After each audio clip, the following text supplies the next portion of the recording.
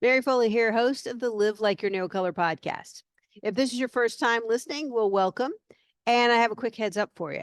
I have had to shift from my usual podcast format where I interview amazing women about important midlife topics for us all. And I got to tell you, I really have loved those conversations. But right now, I need to give my time and my attention to aging loved ones. My mom has dementia, and my uncle is in hospice.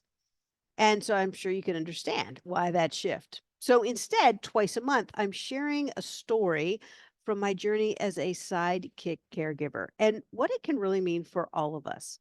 I call them flip the chip moments because the most difficult moments in life can also be some of the most beautiful ones.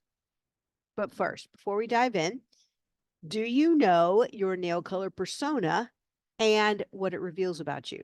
I have a quiz that'll tell you, and it's super simple and easy and fun. All you have to do is go to livelikeyournailcolor.com and you'll see right there the quiz called What's My Nail Color Persona? You answer a few quick questions and then you'll discover your nail color persona, the specific one you have. There are 5. What are those built in strengths that come with that persona? And what to do when chip happens. So again, all you have to do is go to livelikeyournailcolor.com and you're going to see the quiz right there. I hope you do it and you have fun with it too. So now for today's flip the chip moment. Okay, so this happened when my mother came home from adult daycare, the adult center, and she had a pair of men's pants in her purse.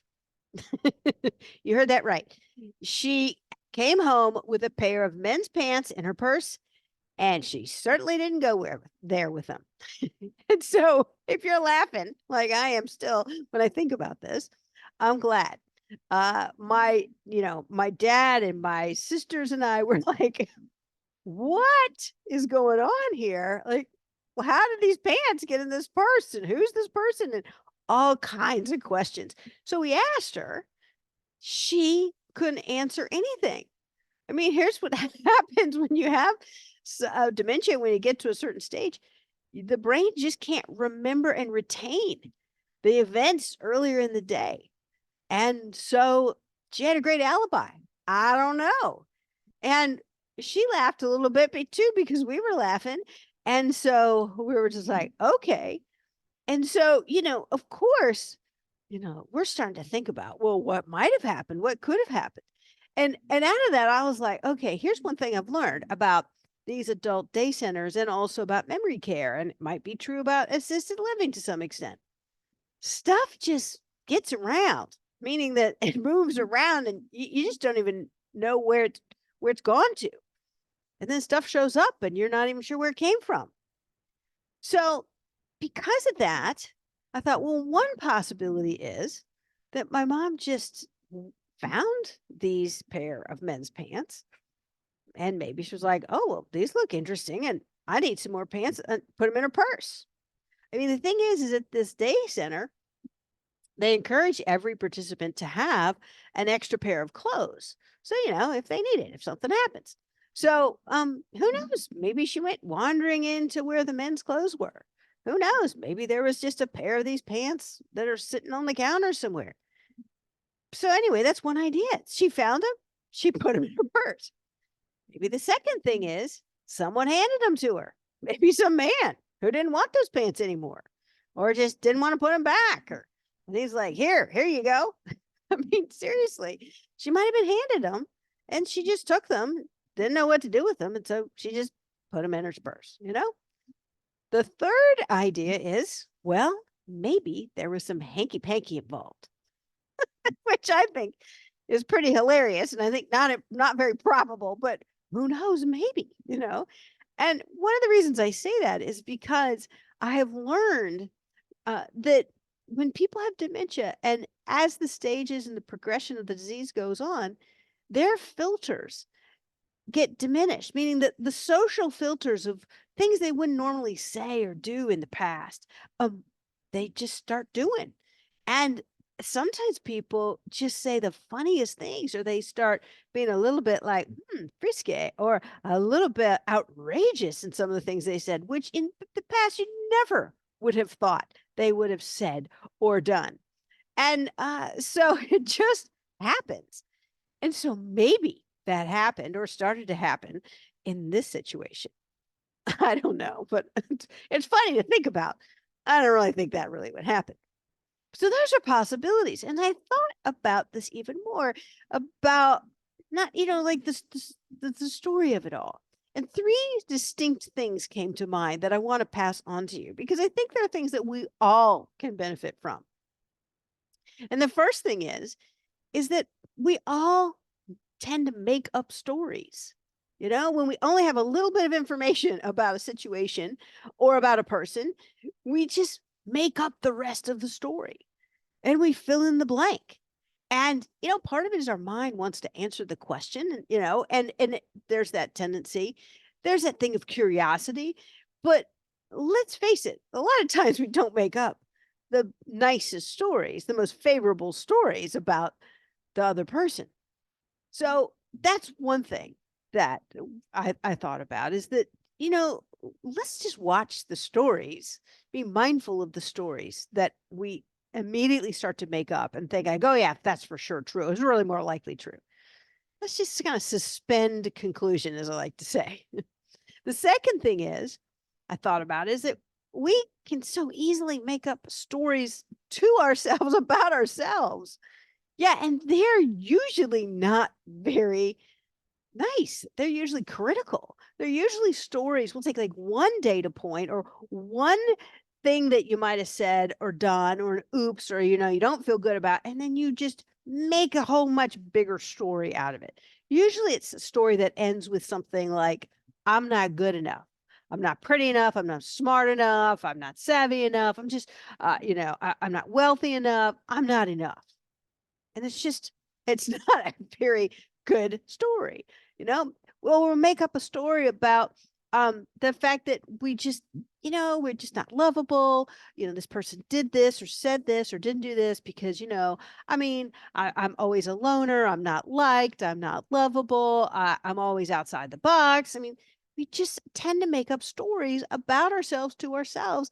And a lot of times they're between our ears and nobody knows, but we act them out. We act as if they are true.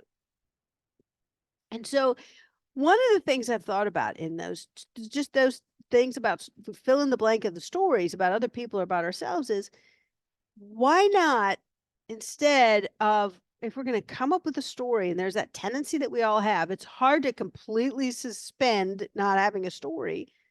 Why not make up a story that's more hopeful versus depressing and critical, that's more uplifting versus downtrodden, that is something that's more of possibility than of like, oh my gosh, gloom and doom. Why not? We have that choice. We're making them up anyway. Why not make them up more favorably and then suspend conclusion? Like maybe they're still and the rest of the story.